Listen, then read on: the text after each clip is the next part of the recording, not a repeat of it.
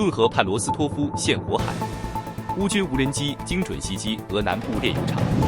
乌军阻止俄军从下水道渗入苏梅，全歼入侵部队。凯撒之怒，法国炮中跑车横扫顿巴斯，58公里外精准击碎俄军指挥所。德国重启18岁义务兵役制，誓言打造欧洲最强军队。美德联合坦克集群抵波兰边境，乌军弹药翻倍补给，顿巴斯战局或迎关键拐点。土耳其 C-130军机坠毁乔治亚边境，机上20人全数遇难。大家好，欢迎收看新冷战情事，请大家先为我们的节目点赞、留言，谢谢大家。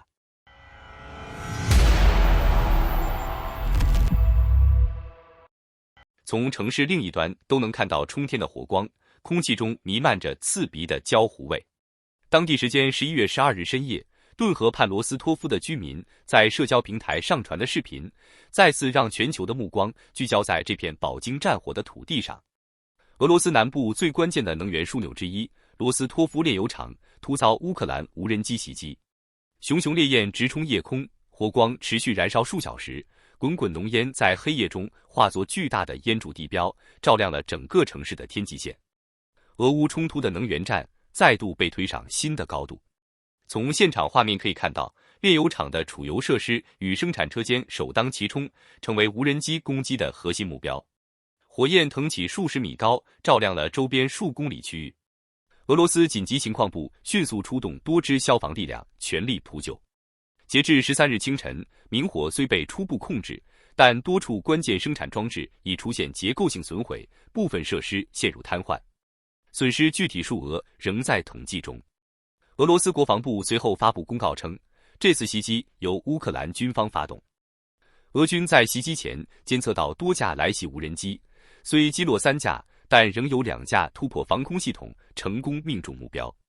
罗斯托夫炼油厂是俄罗斯南部能源体系的心脏，它不仅为当地及周边城市提供成品油，更是俄能源输欧的重要中转枢纽。此次袭击引发外界对全球能源供应的担忧。国际油价在消息传出后短线拉升，有能源分析师指出，若该炼油厂被迫长期停产，将加剧俄罗斯南部能源供应压力，并可能冲击俄能源出口的稳定性。就在袭击前48小时，俄军对乌克兰哈尔科夫、第聂伯罗等多座城市发动密集导弹攻击，主要针对能源与军事设施，导致部分地区陷入停电停水。乌克兰总统办公室顾问波多利亚克在社交媒体上发文，俄罗斯的无差别轰炸必然会遭到回应。我们将对俄境内军事与战略设施展开精准打击。虽然未直接承认此次袭击，但语气中的意味已无需多言。自俄乌战争爆发以来，双方围绕能源战线的攻防从未间断。俄罗斯依靠能源优势对乌克兰施压，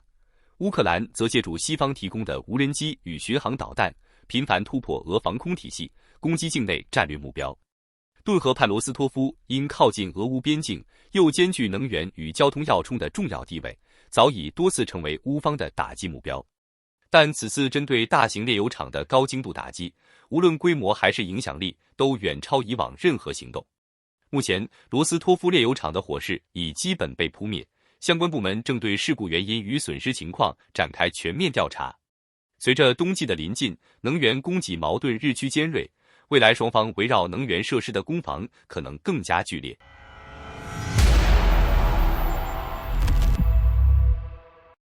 就在红军村前线炮火连天、激战正酣之际，俄罗斯似乎在暗中谋划新的行动。这一次，他们把目标锁定在乌克兰北部的苏梅地区。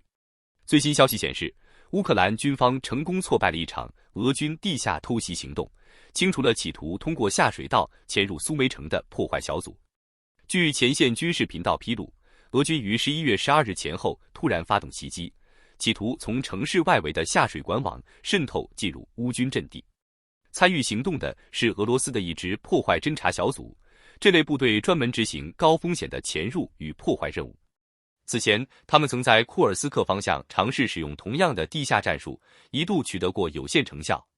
然而，这一次乌军显然早有准备，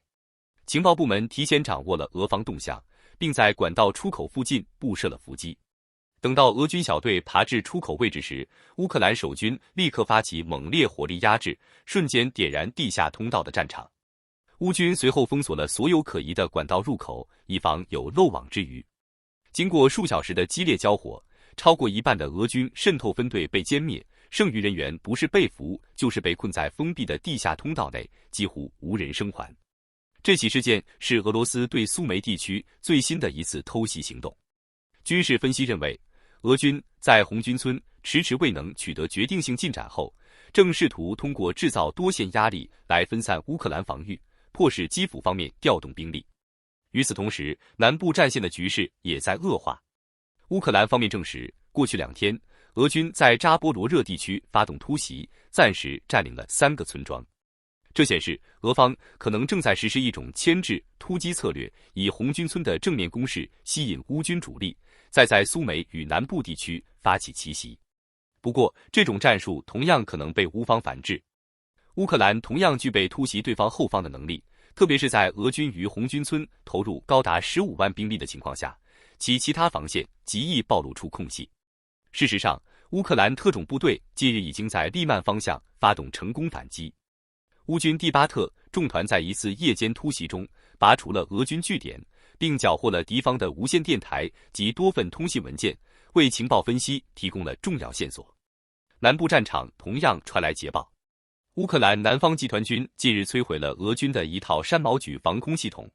现场无人机画面显示，乌军的 FPV 无人机精准命中目标导弹组，引发剧烈的2次爆炸。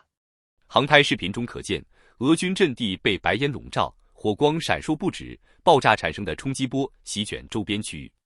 随着红军村鏖战持续，苏梅与南部战线同步升温，俄乌冲突的局势正在变得更加复杂而危险。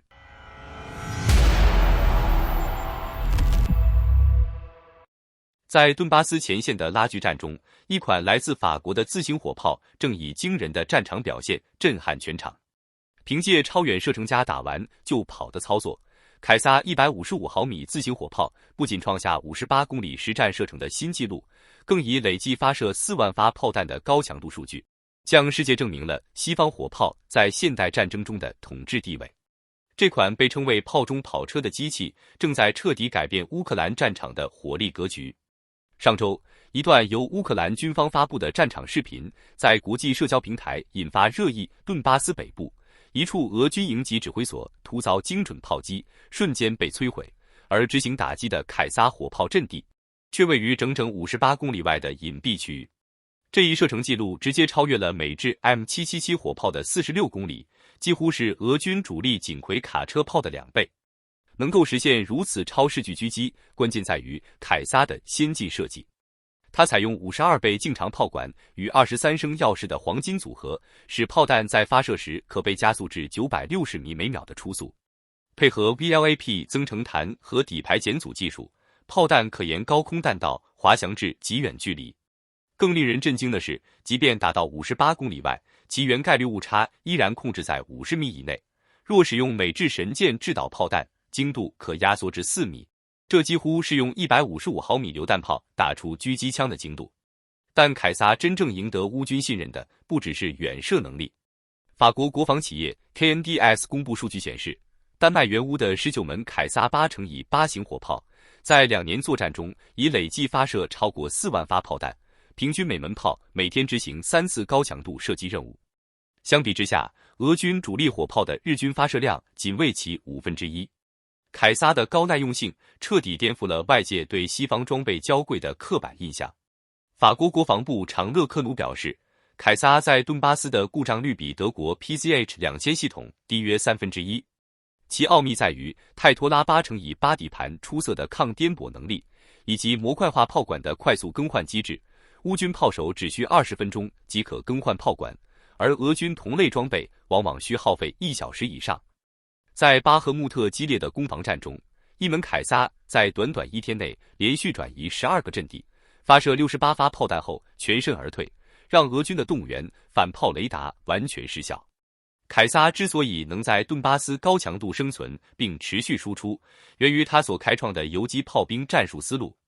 传统牵引式火炮从部署到射击往往需耗时15分钟，而凯撒凭借液压助除与自动火控系统，从停车到开火仅需1分钟，射击后3分钟即可撤离，速度比俄军反炮雷达的反应时间还快整整2分钟。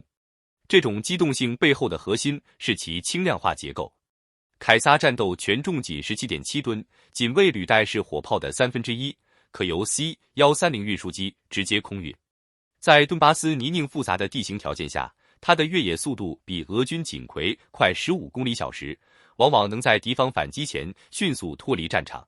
更重要的是，其 Atlas 火控系统能与乌军无人机及 Cobra 雷达实现数据连通，使发现定位打击全流程压缩至90秒以内，形成无人机引导下的火力闭环。然而，再先进的火炮也离不开弹药的支撑。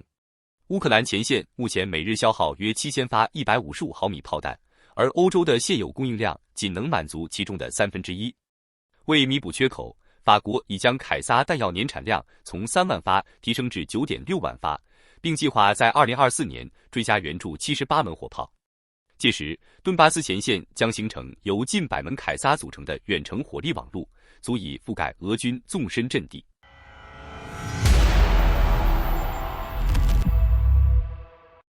最近，德国频频对俄罗斯发出强硬信号，甚至宣布正式恢复18岁兵役制。柏林方面还计划在未来几年内扩充军力至80万人规模，并宣称随时准备与莫斯科开战。这一系列动作标志着德国在重新武装与战略转型的道路上迈出关键一步。据 Nexta 新闻报道，德国国防部确认将恢复义务兵役制，适用年龄为18岁。首阶段采取自愿入伍制度，但若报名人数不足，将通过抽签征兵的方式补足兵员。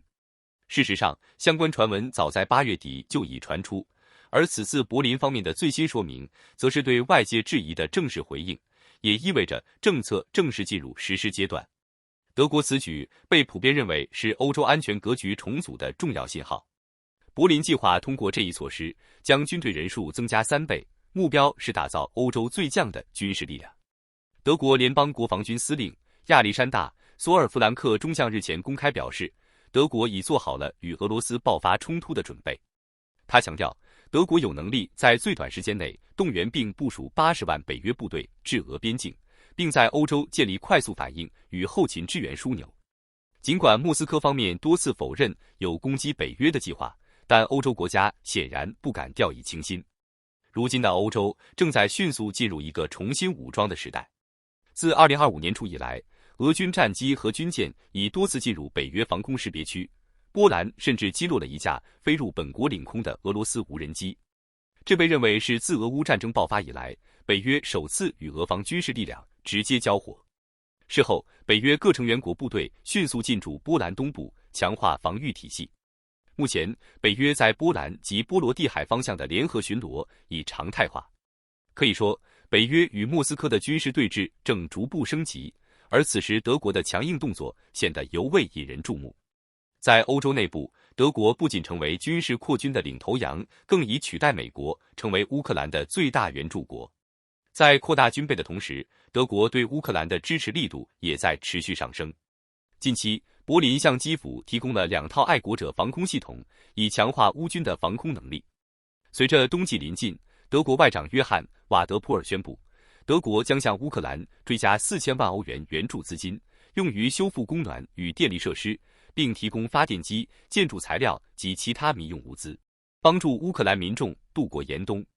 与此同时，法国与英国的国防预算也已创下历史新高。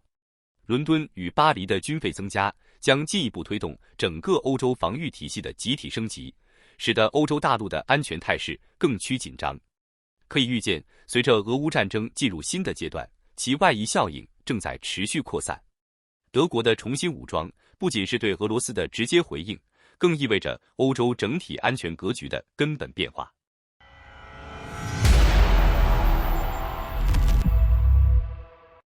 当顿巴斯战场的浓雾仍在掩盖逐屋争夺的惨烈景象时，波兰边境传来的履带轰鸣声，正在为俄乌冲突注入新的变数。11月13日凌晨，多方情报员证实，美德联合装甲车队已抵达波兰东部靠近乌克兰的边境地带。几乎在同一时间，乌克兰军方宣布前线反攻的弹药供应量已实现翻倍。这两大关键动向叠加，让焦灼已久的战场态势骤然生出新的悬念。此次现身波兰边境的装甲集群，被外界称作西方钢铁洪流的缩影。现场视频显示，车队中不仅包括美军的 M1A2 艾布拉姆斯主战坦克，还配备了德军豹 2A6 坦克、装甲运兵车以及弹药补给车辆，部分车辆已完成跨境集结准备。军事专家指出，这批坦克具备强大的攻坚能力 ，M1A2 搭载的皮铀穿甲弹能轻易击穿俄军现役装甲，而豹 2A6 的火控系统在复杂地形中命中率极高。这次快速部署意味着西方援乌行动从象征性支援走向了实质性军事升级。与此同时，乌军长期面临的弹药危机也出现缓解迹象。乌克兰总参谋部在12日晚发布的战报中指出，随着欧盟多国打通联合补给通道，前线反攻所需的155毫米炮弹与海马斯火箭弹补给量已较上月翻倍。精确制导弹药库存的提升，使乌军能够维持至少3轮以上的重点方向突击。数据显示，仅在过去24小时内，乌军在库皮扬斯克北部发动反击，炮火打击精度提升40%，成功将俄军逐出多处加固阵地。这些支援到位的背景异常复杂。此前，俄军正依靠兵力与火力优势，在顿巴斯核心区域持续推进。在被称为顿涅茨克门户的波克罗夫斯克，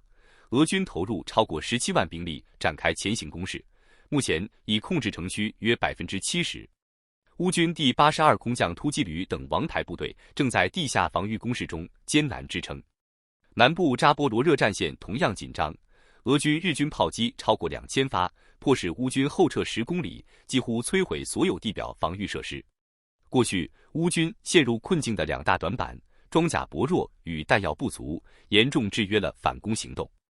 而如今，这两项关键问题同时迎来转机。有情报显示，乌方已将新编装甲旅调往扎波罗热方向，或将在古利亚伊波列市周边发起新的反击行动，以图打破俄军的合围态势。俄方也迅速作出回应。俄罗斯国防部13日凌晨通报，已在俄乌边境增设防空阵地，并部署铠甲 S 防空系统，以防止装甲突击。同时，俄军加大了无人机袭击力度，过去24小时出动近4000架神风式自杀无人机，重点打击乌军后勤枢纽，试图削弱其补给线。这场以空制地的对抗能否抵消西方装甲集群的威胁，成为接下来战场的关键焦点。更值得注意的是，这次美德联合支援的时间节点极具政治象征意义。此前，美国一度暂停对乌援助，导致乌军装备补给中断超过60%。而如今，美德再度出手，不仅在物资层面提振乌军士气，更释放出一个明确信号：西方不会退出这场战争。乌克兰外交部随后公开表示，在2025年底前将不再与俄罗斯进行任何形式的和谈。这意味着，在获得新一轮支援后，乌军或将以更积极、更进取的姿态投入战场。顿巴斯的硝烟尚未散尽，而波兰边境的坦克轰鸣声正在预示，这场战争的烈度与规模可能远未达到顶点。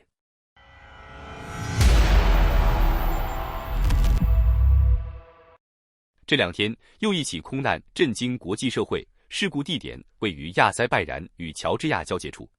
突发消息显示，一架土耳其 C-130军用运输机在飞行途中突然坠毁，机上20人全部遇难。根据法新社报道，当地时间11月11日，这架隶属土耳其空军的 C-130运输机原计划从亚塞拜然起飞后返回国内，但在飞入乔治亚领空时突发意外，最终坠毁于乔治亚东部西格纳吉市附近，距离边境仅约5公里。从现场流出的视频中可以看到，飞机在坠落前一度螺旋式旋转坠落，机体尾部拖出长长的白烟，数秒后重重坠地并引发猛烈爆炸，大火吞噬了整个残骸。土耳其国防部随后证实了这起悲剧，初步认定机上20名军人全部罹难。目前，土耳其内政部长盖卡格拉泽已紧急飞抵事故现场，与乔治亚方面展开联合调查与救援。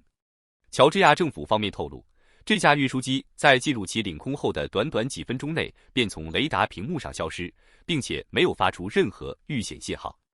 外界分析认为，这架土耳其运输机极有可能是在执行向亚塞拜然运送军用物资的任务。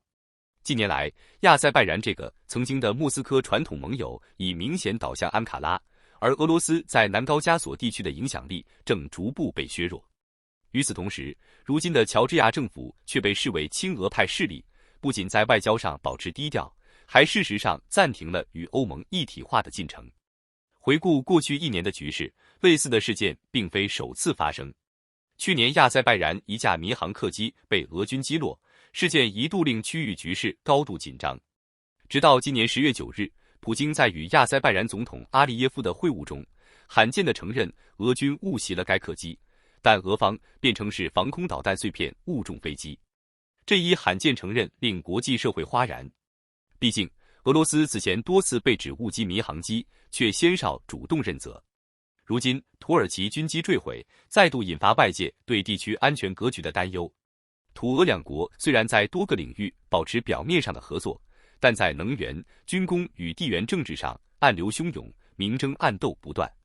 土耳其长期支持乌克兰的领土完整，尤其在克里米亚问题上与莫斯科立场完全相反。而在黑海地区，安卡拉更希望维持自身的战略主导权，防止俄罗斯势力做大。